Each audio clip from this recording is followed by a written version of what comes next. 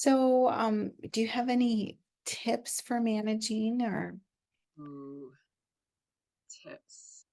So do you I have locks on all of the doors? oh yes, yes. Okay.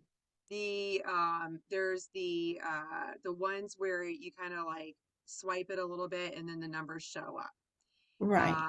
That is the best. It was tricky getting them installed. Okay. The one brand, I can't even, I think it starts with a Y. I don't even remember the name of it now. It was tricky installing them, Mm.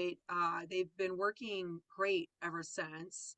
And what's really cool about that is you get the little gateway that you plug in somewhere and connect to the internet, and you can actually, from your home, go and open a door Oh, or nice. change a code for that lock.